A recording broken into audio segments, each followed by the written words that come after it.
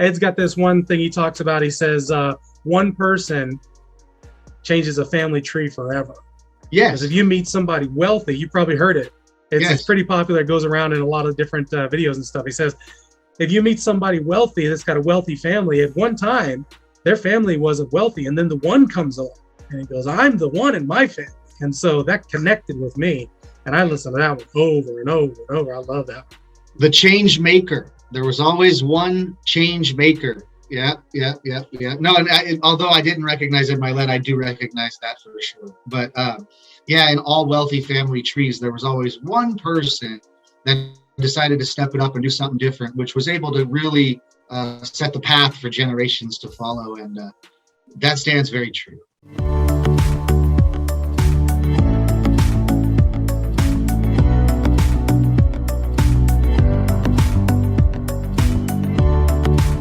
Patrick Franz, welcome to the show. We were just talking about your name, Franz. Yes, Franz or Franz is always the question I get, which you had asked me just directly before we got on this show here. And I said, well, just pick one, whatever's comfortable for you. Why do I say that? Because it was Franjosa, which was an Italian name. They got changed to Franz at Ellis Island. And so really I should be pronouncing it Franz, because my family name was Franjosa, but everybody says Franz. And so my whole life I've just been Franz. That's how it goes. Very good. I'd rather call you Patches. Patches. All right. So you, a lot worse. Yeah, no joke, right? So you are in San Diego and you're a real estate investor in San Diego. Now I call this the High Performers Podcast. So let's start off with a question. What does high performance and high achievement mean to you? Well, I've always equated that with somebody that's making some sort of measurable progress towards some sort of a goal that's going to get them to a better place in life, whatever that means. And so I've equated that with people that hustle, people that are doing and not just talking. And so since I had a pretty immense sporting background with all the sports I played and all the coaching I had, discipline to win and the discipline to better your life or to get better at something has always led me to believe that people are high achievers in that case. And, you know, there's different levels of that and people have different opinions of levels of that. But I think if somebody's bettering their life and they have a goal they want to get to and they're working towards it, they're a high achiever in my opinion. For sure. Now tell us about those sports. You said you have played 23 sports. Is that correct? Do I understand right?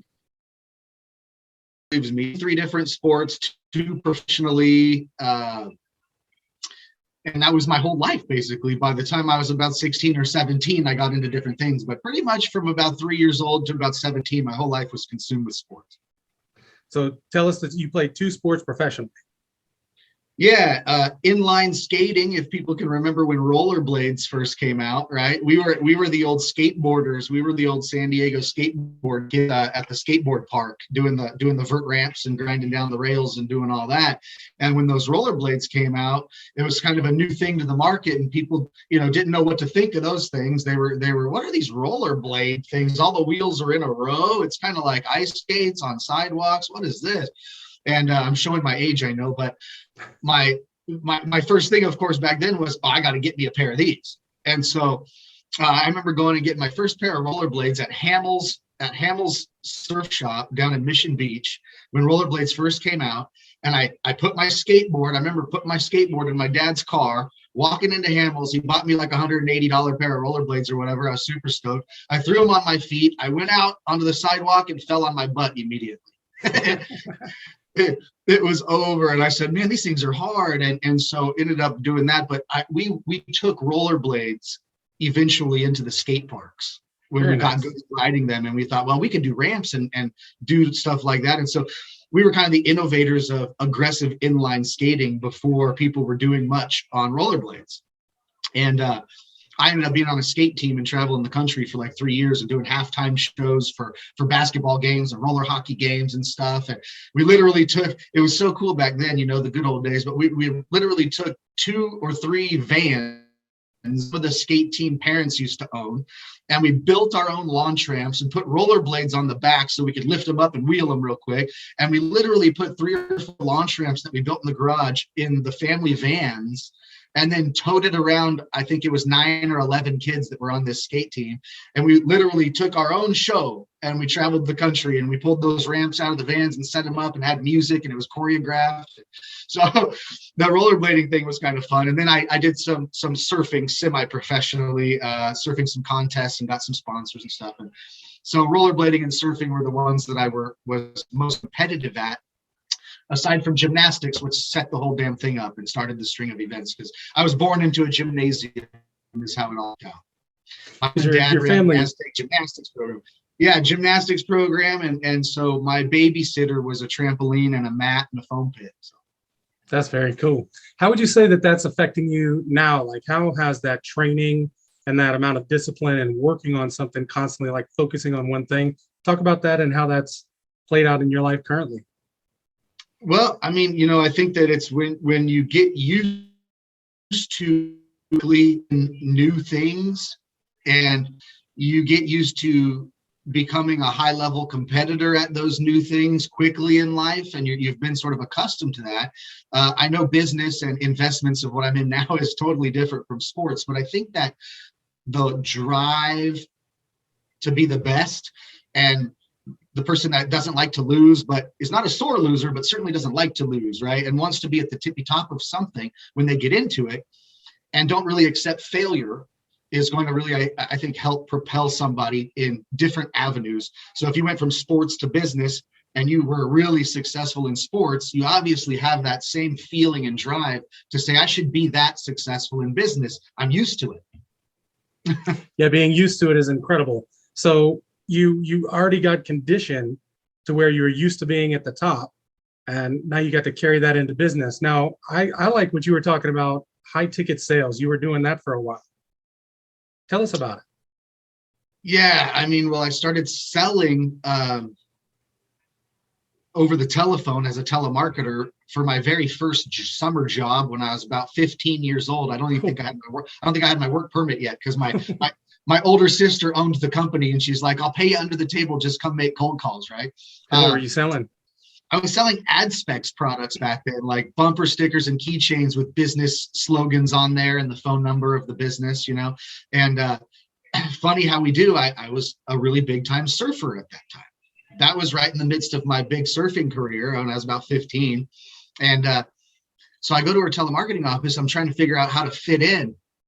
And there's this old Hell's Angels looking Harley Davidson riding old guy that used to work there as a telemarketer.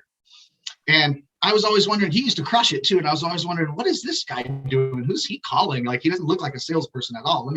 And so he found his niche because he was calling like biker bars. And so he'd get these magazines, and they would list all these bars and pubs and stuff in the back. And he was calling them using his lingo. And, he knew the talk. He talked the talk. And he was selling them like bumper stickers that say something like, "I got wasted last night at Joe's Tavern," and the phone number at the bottom. And he was slanging all these, and I'm going, this guy's killing it. So I decided I was going to copy off of him. And I remember walking down to 7-Eleven, which was a block down the street from the office. I went into 7-Eleven, and I remembered Skateboarding and Surfing magazine that I was always into reading, just naturally. But I remembered, I thought, right in the back of all the skateboarding and surfing and snowboarding magazines, there's the whole list of all the surf shops and skateboard shops all across the country. So I copied this guy. I go down there, I come back to my desk, and I go, I got it. So I started calling surf shops and selling bumper stickers that said, "Whoever dies with the most tube rides wins." And at the bottom, it would say like Jake's Surf Shop, Huntington Beach, and the phone number, right? So I started calling all these surf shops and skate shops because I could talk the talk, and it was like my guys, and I'm like, "How's the surf out there today? Is it pumping, bro?" And hey, I'm the guy that sells the cool bumper sticker. And so I ended up starting selling then. But getting back to answering your main question, right? But I started selling then, and then by the time I was, I think about 19 years old, I started high ticket sales in selling home remodeling in Southern California, all the way from North Los Angeles down to the San Diego border. And what year was And that? oh my gosh, 2001, I want to say. Yeah, Hot time, yeah. 2001. Yeah, I started selling. Well, I guess when I began, I first started selling kitchen remodels. And I got trained up on how to help people pick out the granite countertops and all the cool cabinet designs and the sinks and the faucets. And I was putting together and designing kitchen remodels for people and then closing those sales at $40, $50, $60,000 back then, for a nice full kitchen remodel. And then I ventured into windows and solar and roofing and stucco coatings and all the other products that the larger remodelers were selling. And, sort of at that time got addicted to sales because the commissions they were paying were quite nice back then. I'm not sure if they're the same these days, but they were quite nice. I think we were getting, say 10 to 12% commission. So you go out and you sell a $60,000 kitchen remodel and you got a $6,000 paycheck coming your way. And it wasn't too hard for me to do. I was kind of a natural at it. And so that kind of sparked my high ticket sales career back then. And I tell you what, I've got a nephew that's still in solar, and that's exactly the same now. There's plenty of high commissions in that realm. Yeah. So you got to get out and get in with the other contractors and the people that were doing the work. So you kind of got a reputation. I remember you talking about that, how you got a reputation among the other contractors. Between 2001 to 2003, I had already gone from the new kid on the block and the youngest salesperson in the company to being the general sales manager and sales trainer for the whole kitchen department. And so by the time it was about 2004, I was pretty seasoned. I was training about 13 to 15 sales reps under me, and I ran a little division. And so I excelled very quickly in that business. And then right in around mid 2005, I had an invention idea that I drew on a sticky note over a cold beer with a buddy one time. And he looked down at the sticky note and said, "Oh my God, this is a multi-million-dollar idea. We got to do something with it." And so that's when I decided to step away from the high ticket sales arena and the remodeling sales arena and became an entrepreneur for the first time, I should say, and decided to start a company. And I don't know how far you want me to get into that, but yeah, tell me about it. Ended up raising a fair amount of money with private capital, and because you had to have capital to produce the product, right? To go to manufacturing. Yeah, you've got enough to it's hard enough to have somebody invest into an idea. I know people who would listen to this understand that. You don't just go with an idea to somebody and go, "Hey, lend me $100,000. This is a great idea. I promise you." Yeah. And so we did have to put together a lot of preliminary things that we had to invest our own money into, but not a lot of money. I mean, we probably invested anywhere from $5,000 to put together, the private placement memorandum and the subscription agreement and hire a lawyer and attorney and build a presentation and a presentation folder that would explain the investment so that we could end up starting to raise money. But back then it was literally sending out the package and letting them review your investment idea. And it's kind of the Wild West back then a little bit, or sort of the end of when the Wild West was coming to an end. But people were still sending 50 or 100 grand, through the mail in a FedEx envelope to people they had never met from a cold call. Wow. And so that was an interesting thing back then. I didn't run those companies. I just worked for them as a grunt in the phone room. But we had learned how to raise some money back in the past. We learned how to raise some money over the phone. I was a good telemarketer. My partner was a really good telemarketer. We had some guys help us understand how to set it up and how to buy the leads and how to present an investment and do it proper. And we just went back to our roots, and him and I became telemarketers. And we started calling a whole bunch of leads all day long and sending out our packages and seeing if people would invest into the idea. And for the audience listening, it was the first car alarm key fob that could find your car in a parking lot from a half mile away. So there was something we were thinking of integrating technology-wise into all existing car alarm key fobs through their manufacturers, such as Ford and BMW or whoever. And every car alarm key fob that opens your doors and pops your trunks open and does those same things that they've been doing for the past 15, 20 years, we were going to revamp the technology that's kind of been forgotten about for the last 15 years. And we were going to vamp up that key fob to where if you had to carry two electronic products with you at all times, which people were doing anyways, everybody had their cell phone in their right pocket and their car alarm key fob in their left pocket. And everybody was concentrating on the cell phone, and the cell phone was advancing like crazy. And I looked and said, well, they haven't changed anything in that key fob technology-wise for 15 years. It's forgotten. So we concentrated on that car alarm key fob and went for newer technology that would make a car alarm key fob much more advanced and have locating technology. Yeah. That's awesome. And so you mentioned that you got into basically the same kind of thing that you need when you're raising a fund or doing a syndication. You got into dealing with the attorneys and making a PPM and subscription agreement. Talk about that. So you were how old doing that? I started the company when I was 25. So you're 25 and you're going up to an attorney and saying, hey, man, I need a PPM. And you probably still got the surfer vibe and a little bit of the kind of chilled out vibe still. How was that dealing with the attorney at that age and with that kind of experience in your life? Oh, dealing with everybody at that age was extraordinarily difficult. And I could cut all the way to the chase when I'm sitting in General Motors corporate office talking with all the execs at General Motors about a licensing agreement. We had set the appointment up a month or two prior, flew all the way out there to Detroit. I'm sitting at this magnificent meeting room with my briefcase where I was told to go sit and wait by the GM secretary at this gigantic facility. And I'm in there and I'm going there to present to General Motors technology division that I'm the guy who finally made a car alarm key fob be able to find cars in parking lots, and it works. And so they're like, oh, we got to have this kid out and see what's going on. Well, I had a couple business partners. Two of my business partners went with me on that trip, and they were there. And were they older or your age? Older. They were all older, 50 and 60 years old. And so we're all sitting there at the table. I'm at the head of the table with my briefcase, and I'm preparing some stuff. My two partners are sitting to the side of me. And here comes like 15 people, executives, all dressed in suits from General Motors, filing on in and taking seats. And I'm like, whoa. And this lady follows in right afterwards and sits at the opposite head of the table.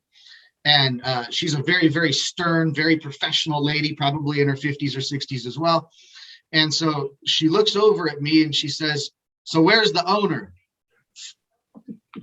And I said, well, that's me, ma'am. And she said, no, the owner of the company who's here to present to us. And I said, that's me, ma'am. I'm Patrick Franz.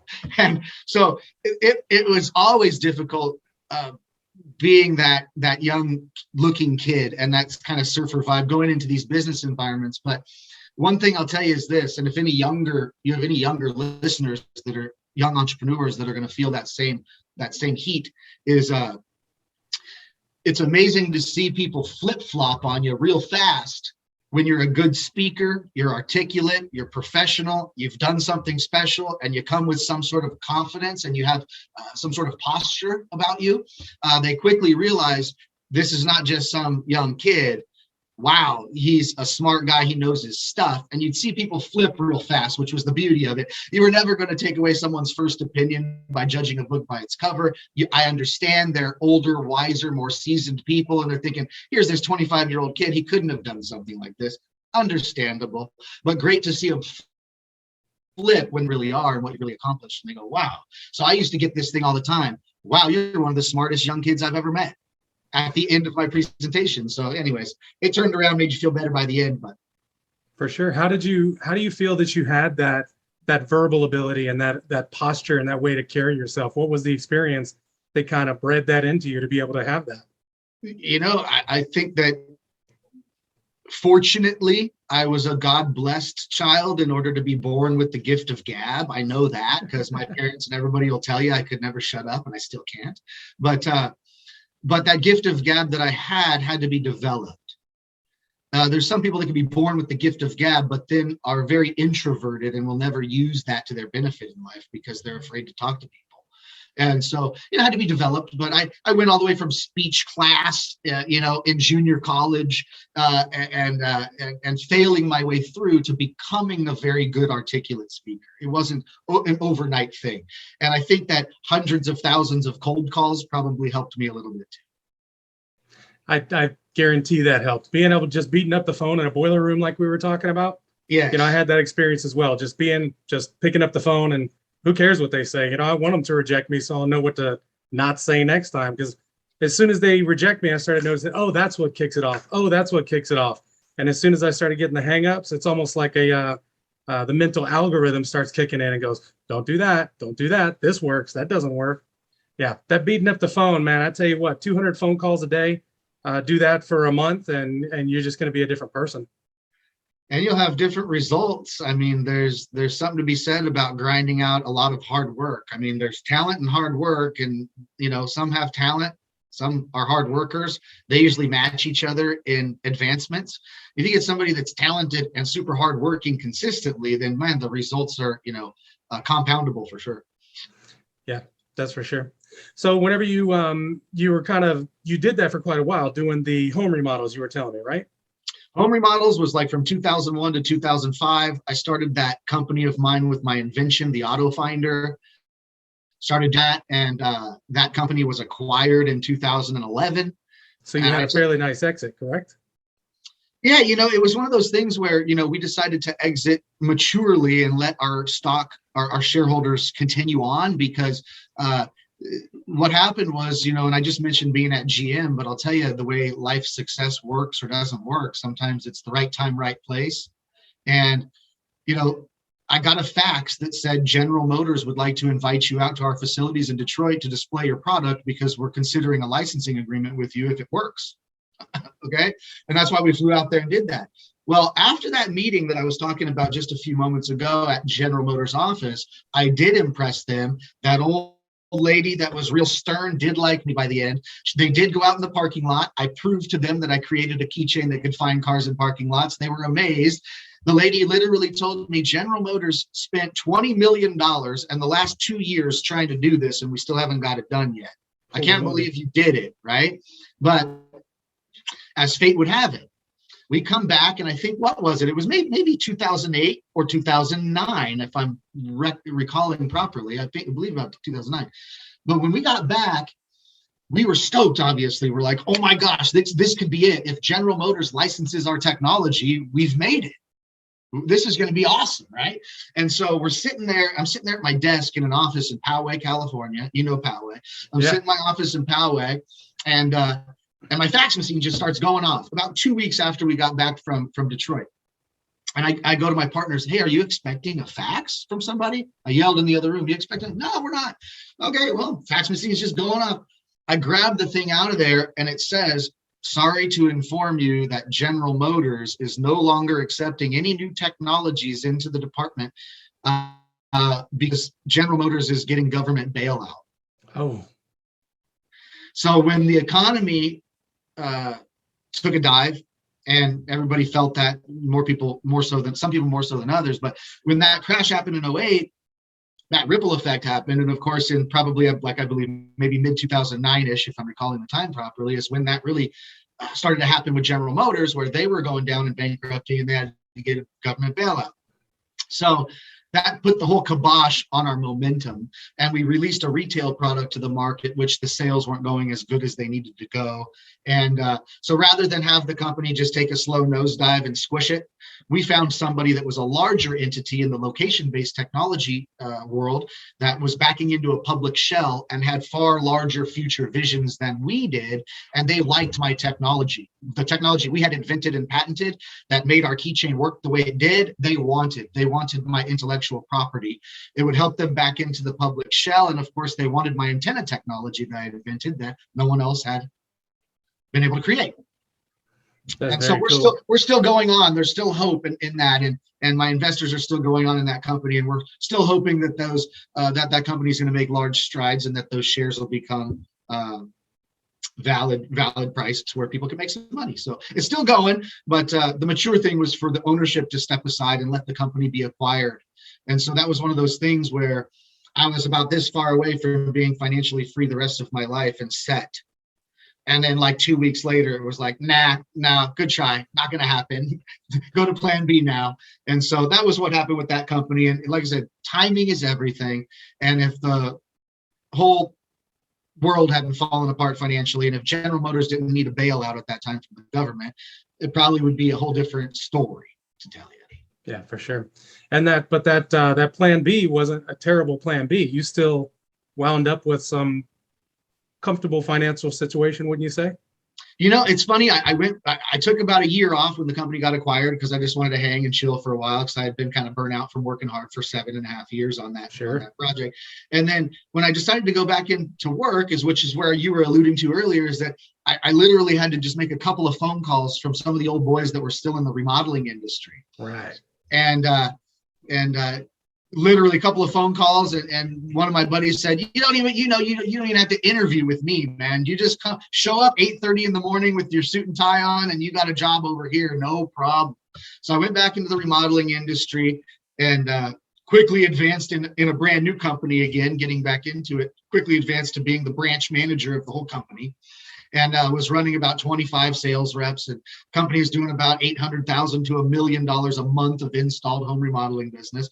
We were crushing it. I was doing well, and I started dating this gal Bethany, this real cute gal Bethany. All right, and come to find out, the gal I'm dating has a father that's been a real estate investor and an entrepreneur and everything for like 40 years, and we hit it off. And then I got out of the home remodeling business to get into mortgage note investing, which is a whole another odd subject, right? So people looking at my resume and my past and they're like, who is this guy? What is he doing all this crazy stuff for, right? See, I see how it lines up. I can see how your skills just like stacked on top of stacked on top of stacked.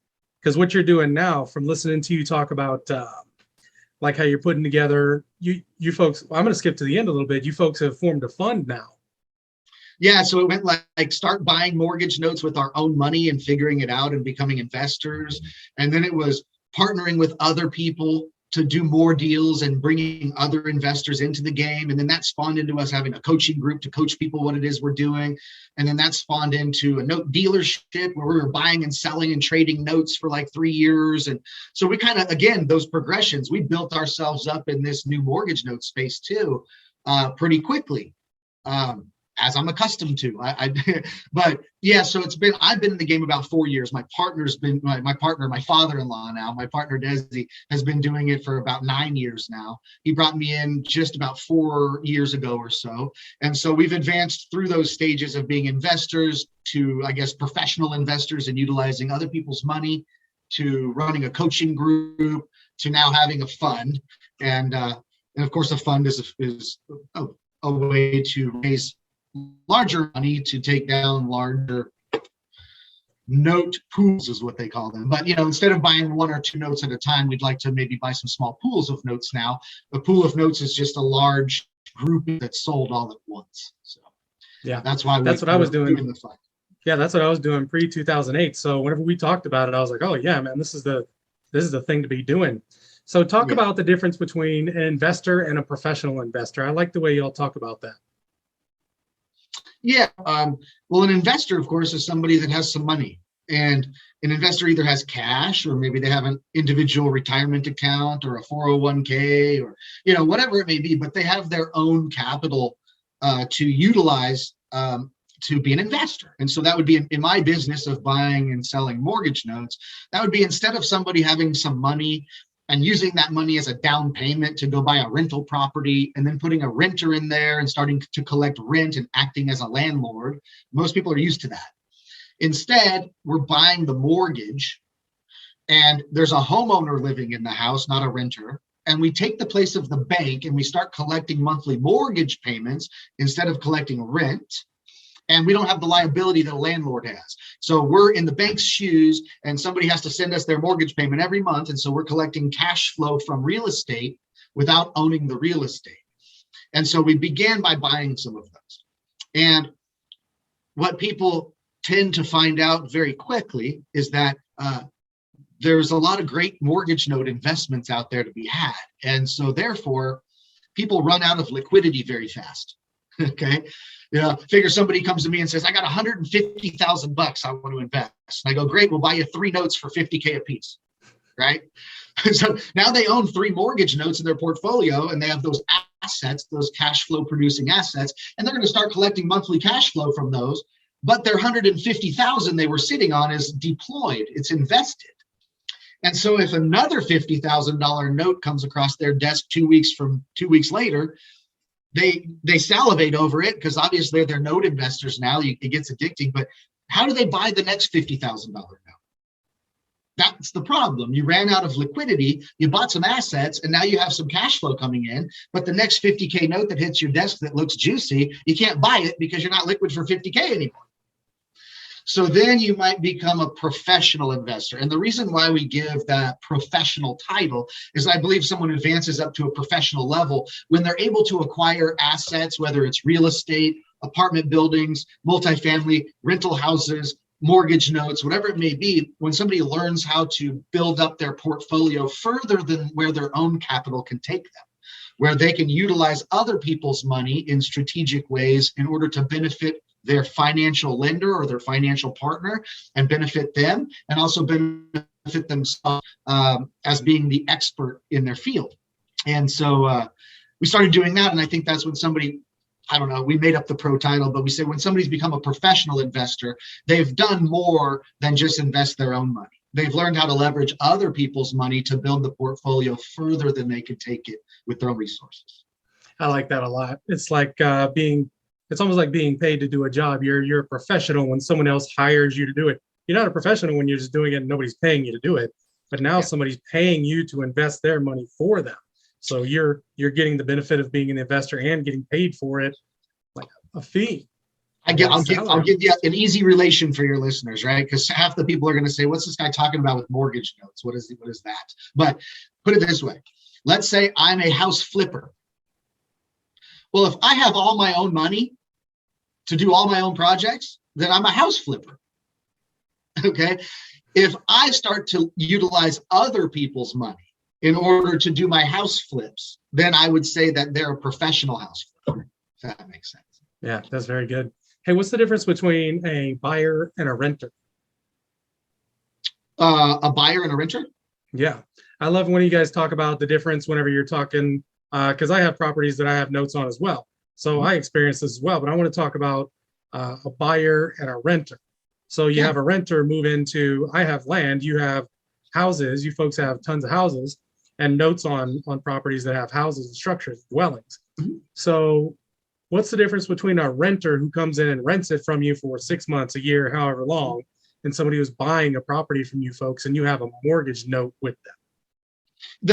I guess the easier way to explain that, I guess, in maybe a diagonal manner would be that most folks understand that banks, and I'm talking all big banks and even all large financial institutions, right? They usually have the largest buildings in most downtown cities. The big glass buildings, huge with the logo and the skyscrapers, the biggest, most gorgeous buildings downtown cities. Most people would agree that banks, hedge funds, and these kinds of organizations have been very, very good at making money for a lot of years, right? And so I tell people to ask themselves this question. Have they ever seen a bank, like a Wells Fargo, let's just say? Have they ever seen a bank own a rental property, have a renter in there paying Wells Fargo rent? So does Wells Fargo Bank ever act as a landlord is one question I ask people to ask themselves. Most people think for a moment and go, well, gee, I guess not, right? Most people understand Wells Fargo is not in the house flipping business. They're not buying ugly houses and sending contractors that work for Wells Fargo out to fix it up and resell it for profit. What banks and hedge funds have been doing for years is owning the paper. When I say the paper, I mean not the physical structure. They let a homeowner, in case of home ownership, right? But this can happen with commercial buildings, yachts, cars, whatever. But the point of the matter is, someone wants to be a homeowner. They don't want to be a renter. They want to be a homeowner. But they have to go somewhere to get a home loan because most people don't have enough cash to buy a house. So when they go to a bank, they're going to get a loan. And when they get a loan, that's called a note, right? You fill out what's called a promissory note. And in that promissory note, what it does is it explains how you, as the borrower, are going to pay the money back that you have borrowed. And that's what the promissory note says. Your monthly payment is going to be due every month on the 13th. That monthly payment is going to be $650 a month. If you're later than 15 days late, we charge you a late fee. And it's all there. The interest rate that you're being charged for that money borrowed, it's all in that promissory note. And you as the borrower sign that promissory note and it gets notarized and such and all, so that it's you legally owe that entity, that lender, a certain amount of money, and you're going to pay it back a certain way that's been agreed upon. And so everybody that buys anything when they need financing fills out a promissory note. Yeah, you would if you needed to get a loan to buy a car, you'd call it a car note, right? If you need a loan to buy a yacht, you'd call it a yacht note. Okay, we buy a boat note. A boat note. We buy promissory notes that are backed by physical real estate. Because if somebody does not pay me, I don't want to go and repossess their 2002 Cadillac Escalade that has cigarette smell in it. Okay, so a lot of us that are getting into the mortgage note business came from a bit of real estate or other entrepreneurial backgrounds or investment backgrounds, and that's how we gravitated towards notes. And so when you're looking at buying a first lien mortgage note, when you're looking at buying the promissory note and taking over monthly payments from some bank or fund, it's collateralized by a document called a mortgage document. And just for easy comparison, we could say a mortgage document is very similar to a pink slip. When you go and borrow money to buy a car, the lender keeps your pink slip until you've paid the money back properly as agreed by the terms of the promissory note. And if you do that, then they give you the pink slip and now it's your car, right? Little bit different in the mortgage note investing space, but very similar, meaning that I'm going to buy the remaining payment or the remaining term left of the promissory note and start collecting those mortgage payments. But my safety factor as an investor means that as borrowers, when we go and we fill out a promissory note and we get a home loan to buy a house, we also, as the borrower, have to fill out what's called a mortgage document. And so that's why we call it mortgage note investing.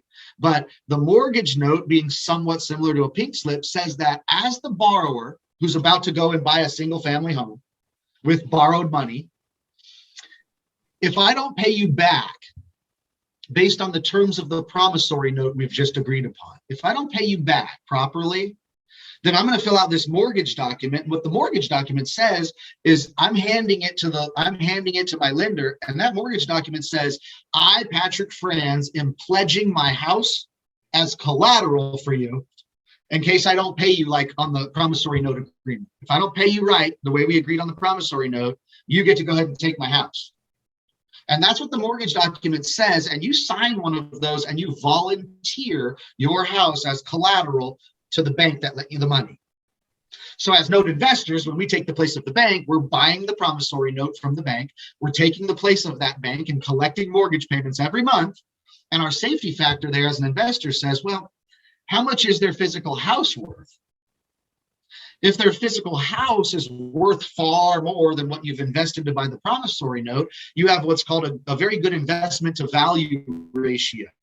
And in the case that they don't pay, we always first try to work something out with a borrower. Okay. In the business, we hope that most people get into notes and say, well, let me have a kind-hearted business approach to say that these are people, these are families, these are homeowners. And the last thing we want to try to do is foreclose on a family and boot them out, right? Last thing we want to do. But in case try every other option we possibly can try to help out a borrower, but they just cannot comply, we always have as an end result that we can do a foreclosure and just take the physical real estate. Yeah. Now you've been doing, you can tell you're used to educating on this. So you folks put together a group. Can you talk about y'all's group? Yeah. We put together the Note Investor University. And the Note Investor University is a place where people can come to learn how to become a professional note investor. And, I know a lot of people are washed up landlords. I know you just don't want to deal with that anymore. They're tired. Yeah, man. And a lot worn of people, out. It's like the tenants and the toilets and the trash and the trouble and the termites and it's like all the T's, right? Trash, tenant, termites, troubles. It's like, so people maybe gravitate towards, if I could collect monthly cash flow from real estate without having the liabilities involved in being a landlord, because I really don't own the real estate. So if their water heater leaks or their toilet breaks or their faucet has a problem, they're homeowners. They got to fix it, not you. You just collect a payment every month. And so for real estate investors, house flippers, landlords, people that have individual retirement accounts that are invested into horrible mutual funds diversified across the stock market. They're earning nothing. Inflation is eating their money away, right? There's all these folks out there that if they just knew that mortgage notes were an investment vehicle that were available to them. Most people don't even know you can own someone's mortgage. And when somebody finds out about it, maybe people that listen to this show, man, I'm really intrigued. I'd like to know more. Well, the coaching in the industry is exorbitant. I have no problem with people that are able to charge those prices because they've obviously earned that for themselves in this industry. And boy, if you can get somebody to pay you $50,000 to teach them this stuff, God bless you. And you're probably worthy of that amount at that point, right? But we wanted to cast a very broad net. And I think that with our group, we wanted to not only teach note investing as an investment vehicle, but we want to help most people understand financial intelligence, which none of us are taught. And so we figured if we started charging 50 grand for a coaching program, we would have a certain clientele, but we want to help more people. And so we created the Note Investor University. It's $149 a month. There's no startup fee. There's no long-term contract. We just want people to, if they're enjoying our value, stay a member. And so it's a monthly membership fee of $149 a month. They get probably, oh God, if you wanted to put a value on it, they get a $1,000 video training series the day they sign up. It's called The Fundamentals of Note Investing, and it gets somebody a very great foundation to start their education process and becoming a pro at this. They get one-on-one coaching. They get Saturday mastermind calls where we have 50 or 60 people that show up on these mastermind calls. You know very well because you were on my show, right? Yeah. Great group. Yeah, it's a very kind group of people too. They were wonderful. Absolutely, and we appreciate that. So we've created a tribe, right? A tribe of people that want to become professional note investors. They want to add mortgage note investing to their portfolio. And we don't ever stress that people do what we've done, which is to sort of veer away from most other investment vehicles entirely and just concentrate our whole lives on mortgage notes. But if somebody does own rental properties, they also probably should own some notes. If somebody flips houses, they should probably be taking some of those profits they're making from those house flips and put it into some notes. The bottom line is, if you can collect monthly cash flow that's compoundable in an investment that's backed by a physical piece of real estate that is worth far more than what you've invested, you're in a position in which you can build wealth guaranteed over time. And I know that's a strong statement to say, but now that people know my background and all the crazy things I've done, most everybody can relate that we've always been chasing the dream. And a lot of those dreams we've been chasing have had very cloudy and blurry paths. And we were still running down the path trying to be successful, but couldn't see where we were going. And so a lot of people have been chasing different things like multi-level marketing, startup companies, starting their own barbecue restaurant, their own hair salon, whatever it may be. And they're trying to put all their heart and effort and years and work into it. And it became a failure. It didn't work out. And how many of those can we do in a lifetime? I mean, we can do them until we die, right? When I found out about mortgage note investing, it was the only thing I've seen in 25 years since I started selling stuff, right? And all the things I've done. It's the only thing I've ever seen that is such a very clear path. Such a very clear path. You can see all the way down. And little by little, I guess is the best way to say, you go the old tortoise and the hare story, right? Everybody's trying to be the hare. But in note investing, you are the tortoise. You are looking at a 5, 10, 15-year plan to where you can build a certain level of wealth for yourself, guaranteed.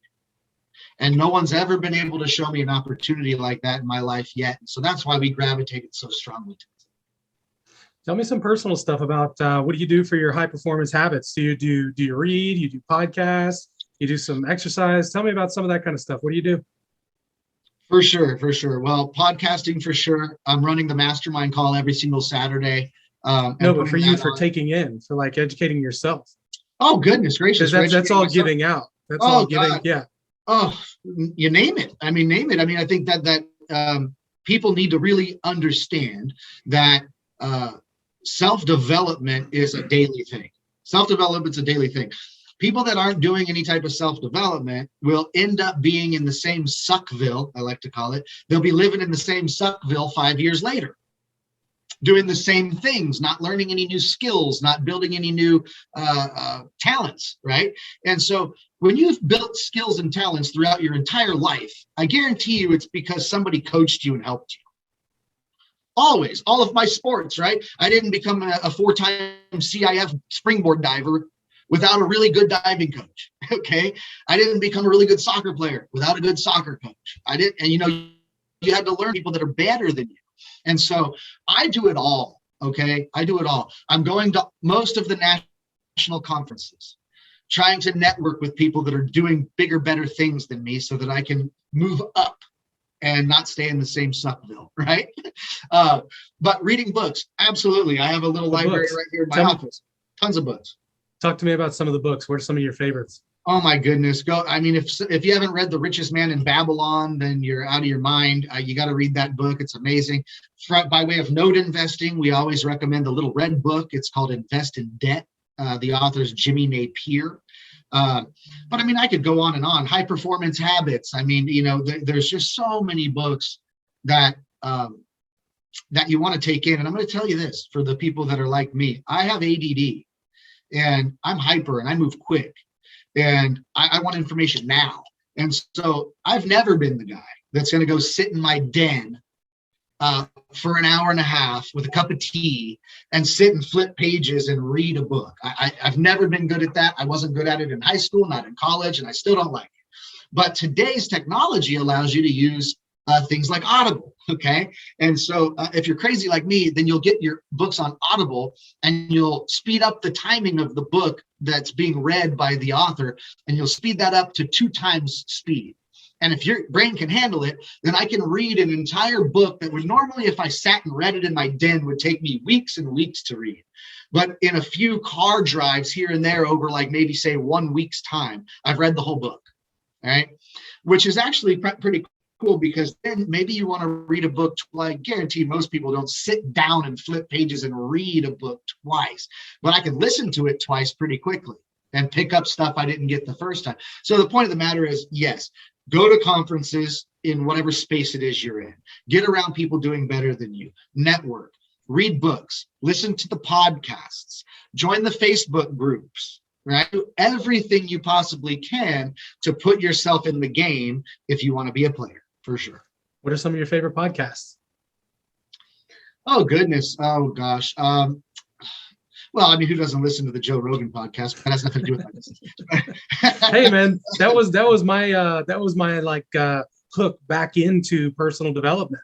I spent probably about 3 or 4 years I wanted to be done with personal development.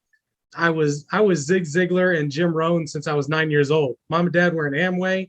And so in the car, I was all of Zig Ziglar all day long.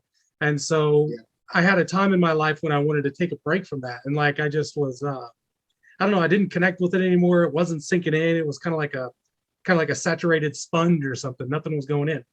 And so to get back into it, I was listening to Joe Rogan, and he kept talking about, he has a whole, different philosophy on personal development. But when he was talking about, you're the guy in the movie who's the loser today. You can be the guy who's like putting pizza and ice cream in a blender, in your crappy apartment, and you can turn it around today. And I had one of those days. I remember it. It was quite right at the beginning of kind of the story I told you about what I was doing over there in Hawaii. And I remember I heard that and I listened to it every single day for like a month. And he had this, I can't remember, there was something on YouTube, somebody had cut together like a 20-minute section of one of his shows. And he was giving that speech that if you're having a tough time right now, just imagine that today you're the loser in the beginning of that 80s movie. And look what happens through that movie. You can write the rest of your story. You can write the rest of your movie and make it change. And that's what I did. And so don't throw away Joe Rogan. Joe Rogan was my hook back into personal development, to get back into some of the guys. I love, I've been listening to Ed Milet like crazy lately. You ever listen to Ed Milet? Oh, yeah. I haven't. Oh, I'm going to send you some clips. Ed's got this one thing he talks about. He says, one person changes a family tree forever. Yes. Because if you meet somebody wealthy, you probably heard it. It's pretty popular. It goes around in a lot of different videos and stuff. He says, if you meet somebody wealthy that's got a wealthy family, at one time, their family wasn't wealthy. And then the one comes along and he goes, I'm the one in my family. And so that connected with me. And I listen to that one over and over and over. I love that.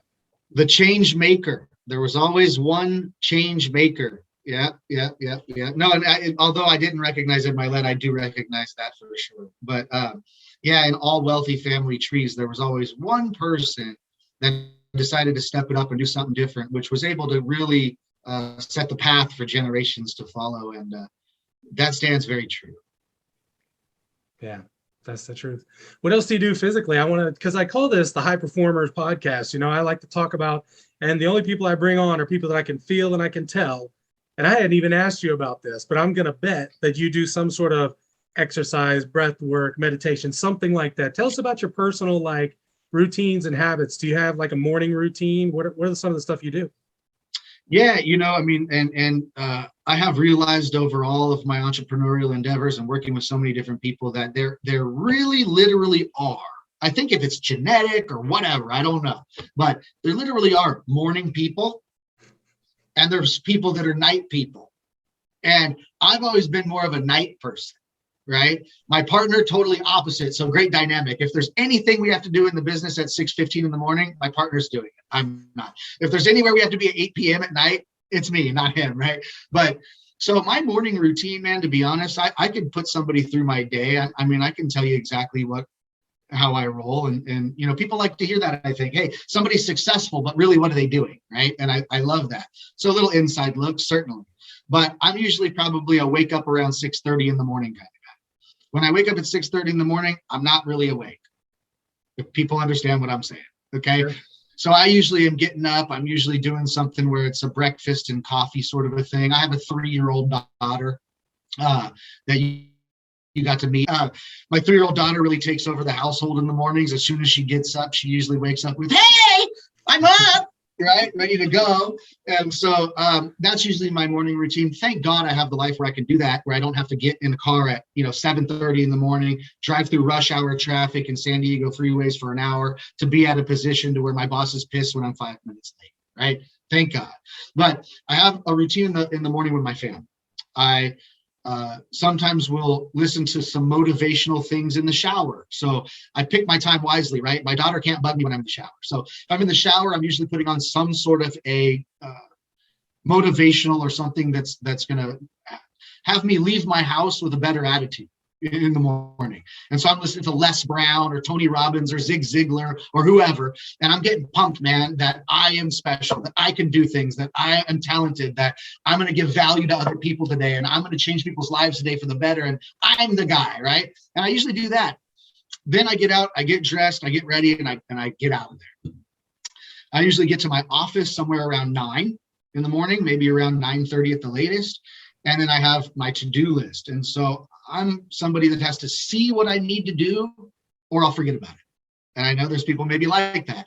If you're learning from me, know that I'm not the best. I'm not the most organized. I'm not the most committed. I'm not the morning guy. I don't meditate in the morning and read 5 books before I have my coffee or before anybody's up. I'm not this guru guy like that. But you can find what works for you and create a life that allows you to get things done properly. No matter if you're a morning person, night person, a little more lazy than someone else, doesn't matter. But so I have to have my to-do list. So first thing I do in my office in the morning is I go, bam, what's on my schedule today? I'm pulling from 3 or 4 different sources, looking at 2 different calendars, and I'm writing down what does my schedule look like for the day? And in between all these coaching calls and all these responsibilities I'm going to have during that day, what time gaps are in between there where I know that I have an hour where I need to get things accomplished? And so I'm going to put in those slots on my to-do list right in the morning. In those slots, those little to-dos that I have to get done, I have to redesign the homepage of the website. I have to make 30 phone calls to students that, were questioning signing up and see if I can get them to sign up for the coaching group. I have to go down and I have to get something notarized and I have to make sure that's in the mail by 3:30 p.m. I have to, when's lunch break? Do I even leave the office for lunch today? Right? What's the day look like? And now I've got my thing mapped. Now it's just simply my job with ADD to stick on the schedule. right? And just so funny, we were getting on the podcast. You told me 11 o'clock Pacific. I knew it's 11 o'clock Pacific. It's on my calendar, and I'm getting my to-do done. That was the time gap that I had 15 minutes to do some projects prior to getting on. And I'm finishing the thing, and I look up, and there's like 3 minutes left before 11. And I'm like, setting up my camera, getting the thing. So I guess it's someone's ability to handle what most would think is stressful, meaning, oh my God, look how much is on my to-do list today. But if you do one thing at a time and you schedule your day out to a schedule that works for you. And for me, if I don't get something done at the office, I'm going to go home. I'm going to have dinner with my daughter and watch a cartoon and kiss my wife and all this other stuff. I'm going to do all that. And then usually around 8:30, things start to wind down. My 3-year-old goes to bed at around 9. And so around like 8:30-ish, 8:45-ish at night, things start to wind down the household. I can go up to my home office and crack-a-lack out the 3 or 4 things I didn't get done during the day. Make sure by the time I go to bed that day, I can look and say I accomplished everything I need to accomplish throughout that day. So on top of it, go ahead. Well, I was going to say that list you were talking about, that whole, that stressful feeling that you get when you see a whole bunch of stuff on there, man, that was kicking my butt for a while. I had a challenge with that. It was really bugging me. And I finally got to reframe it. And what I did was I knew that I would feel really good whenever I got a bunch of stuff done. So like I used to put off and procrastinate like not technical stuff, like tedious stuff, like little tedious. I need to update this entire AM schedule. I need to go through all of this portfolio. I need to go look at the accounting. And I would just be like dreading it. I'd put it off. And so eventually I had put off so much stuff that I'd have to do an entire day of nothing but tedious stuff. And so I kind of like powered through an entire day. And then the next day I powered through another entire day. And I really felt good at the end of it. I really felt like I had accomplished something.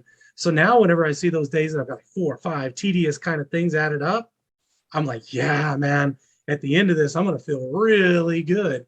And I was able to rewire my brain and that neurochemistry, the way that it works, the way that they say the brain cells that fire together, wire together. So whenever I fire those that I'm doing tedious work, I have this feeling like, yes, I know I'm going to have a good feeling at the end of this.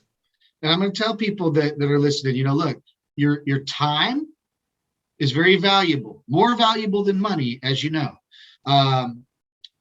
Most have heard the statement, if I were going to give you $1 million today, but you wouldn't be awake tomorrow, would you want the $1 million? And it's obviously say it again. The internet cut out. Say it again.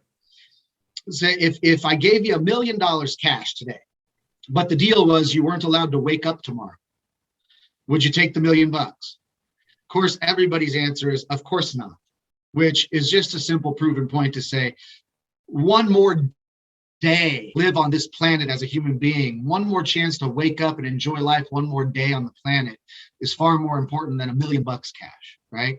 And so in thinking about how important our time is, now let's say time and stress. Put those two things together. Very important to have time in your life, most important. To figure out how to be less stressed and live happily on a daily basis, very important. Both things are very difficult to have in your life when you're an entrepreneur, okay? And so what I would tell people is this. Don't be afraid to invest some money. I know everybody wants to do everything themselves. Everybody's on a tight budget. I can't hire a personal assistant, man. How would I afford somebody like that? I mean, listen, just do it. Pick the things that you like to do. Pick the things that you're really good at. Pick the things you excel at. Pick the things that you think are quite fun. Pick those things that you're going to handle. And write all the other things down that need to get done in your business on a monthly basis. And put things in the I hate that stuff category. Because if you hate to balance your books, and if you hate to sit and do numbers and accounting, and it's going to take you 5 times longer than somebody that's good at accounting, that likes it, it's going to take you 5 times longer. It's going to cause you a bunch of stress. It's going to make you feel bad about yourself because you're not able to complete your whole to-do list in the day like you wanted to accomplish. And all these things start to snowball. And too many days like that in a row, you're going to get discouraged and you're going to stop producing. And so I say, don't be afraid to outsource the things that you don't like to do. Pick an expert that's good at accounting and spend a little bit of money, and the time and the stress that little bit of money spent outsourcing will save you in your life is invaluable. And it'll just make your business better. It makes you a more responsible business person to outsource that stuff, because you're not as good at it. You're not going to be as good at it. So you just focus on that. I do the 80-20 rule. And I say that 20% that is my talent, that is my skill, that's what I'm focused on. And that's why a lot of, even like this video is probably going to have like a little bit of a non-polished edge to it, because polishing it up to the very final, that's not a high leverage use of my time and talents. And so I've worked with some editors and this and that. And whenever I can find one that'll stick with me, that'll, edit for a long time, then I'll probably just have somebody editing and working on the video and all that kind of stuff. But until then, it'll probably have this kind of unpolished edge to it, because I know that it's not a high leverage use of my time and talents. I focused on that top 20%. That's what I do, that what makes money, that what provides service to the market. And the other 80%, I try to find people to do it. And that's Dan Sullivan, straight up. That's Who Not How. That book, you ever see that one? Mm-hmm. Oh yeah, I love that book. Well, look, I mean, what's the point of trying to achieve success if you're not at all happy doing it? There's no sense. I know people that are working a $60,000 a year job right now. Happiest people you'll ever meet. Kindest people you'll ever meet. Greatest families you'll ever meet. And they're not worried about getting wealthy. And it doesn't bother them. Those people, I would say, don't then change because somebody else wants you to be wealthy, or you want to compare yourself to your neighbor so you need a cooler car. It's going to stress you out. Don't be unhappy. That makes no sense. And by the way, when you're building business and you're an entrepreneur and people can kind of tell you're unhappy, it doesn't help your business. I'll tell you that. Nope. It doesn't help your employees produce either. No, your employees just don't want to do it. They're like, what's the point of working here? I'm just going to be around this guy. And I want to make one other point to people listening to this. If you're talking about high producing people, look, don't undervalue yourself. Everybody has a problem doing that. Don't undervalue yourself. Here's what I learned in my home improvement sales days, right? Not a manager, not getting paid salary, not getting paid override, none of those cool things when you advance up the ladder. When I'm just a lowly sales rep working for a solar company, right? I go out to a pre-confirmed solar appointment that was set up by the company I work for. They have marketing, canvassers, telemarketers, whatever. And they get somebody to say, I'll take a free estimate on solar. I'm interested. Come give me a quote. I'm the guy that goes out to give them the quote, okay? I put a beautiful sales presentation on. Probably takes me 3 hours, let's say, start to finish. I arrive at their front door, shake their hand. Hi, I'm Patrick, here to give you a solar quote. By the time I'm leaving 3 hours later, I have a deposit check, contracts written up for the solar system, and I made the sale. Well, if that was a $30,000 solar system, and I made 10% commission back in those days, then I would have just made $3,000. How many hours did it take me? It took me 3 hours. I made 3,000. What do I value my time at hourly? I'm in a whole different business now. It's a whole different ballgame, but like literally, you learned if I can go on an appointment, use my skills to make $3,000 in 3 hours, well, it sounds like I'm $1,000 an hour kind of a guy. So if you really think that about yourself, then you know probably your accountant that's really, really good at numbers does not get paid $1,000 an hour to do the accounting. And I guarantee you they probably don't have the skill set you had to walk into a house based on a free estimate and walk out 3 hours later with a $30,000 sale in their pocket. That's not their skill set, right? And so please, yes, outsource. Find the things you're really good at that are going to propel your business and propel your finances and propel your employees to do better. And however you're good at doing those things, put them on the list that's what I'm in charge of in my business. All the other things, put them on the I hate it and I don't want to do any of it list. All those things on the hate it, don't do it list, find a way to outsource them. And today, there's virtual assistants everywhere, man. There's Fiverr and all this other stuff. With today's technology, it's not a problem to get work done cheaply by people that are experts in that field. I want an accountant to do my accounting, not me. You know, if I break my arm, I'm my own cast on and say, oh, that's just a dumb thing to think, right? So I want people like the doctor who's good at setting bone and putting casts on. I want him to do that for me, okay? I'm not going to try to be the doctor when I'm not. So don't be the accountant when you're not. Don't be the web designer when you're not. And so people try to wear all those hats and try to be things they're not, become very stressed. They have that feeling of depression that they're not getting enough done quickly enough. Their business isn't growing. They're not getting their to-do list done. What kind of feelings does that make you have? Your whole thing's just going dang, dang, dang. It's hard to recharge. It's difficult to recharge yourself in that mode. Yeah, that's for sure. Well, hey, we're getting close to the time. I want to be respectful of your time because I know right behind the camera, you got a whole office there waiting for you. So I want to give you a chance to, if you had the microphone, if you had the bullhorn to the entire world, to every single person on earth, I want to give you a chance. What message do you want to get out to the world? What message do you feel like you want to leave for the earth from Patrick Franz? Here's the microphone. Go ahead. Jeez, that's tough. Yeah, no pressure, right? That's a tough one. No, you know, I mean, actually pretty simple for me, to be honest with you, man. The message I'd give people is number one, you're starting from where you're at. And that goes for everybody. And so don't come up with excuses on how quickly you can move forward to a better place in life because of where you're at. There is no excuse. You're starting where you're starting. And that's just the fact. Deal with it and start from where you're at and run. Here's the thing. Number two, don't quit. Quitters are the only people that literally lose the game, right? Don't quit. Things will never happen fast enough in your life. We're our own worst critics. You want things to happen now. I get it. But don't beat yourself up when they don't happen as fast as you want them to happen. Just continue to make some bit of measurable progress towards your goal. And eventually you'll get there if you don't quit. And that's what I would tell people. Inch by inch, it's a cinch. That's right. That's great. That's a great message to leave out to the world. Where can people get in touch with you? I know there are plenty of people that want to know about investing in notes.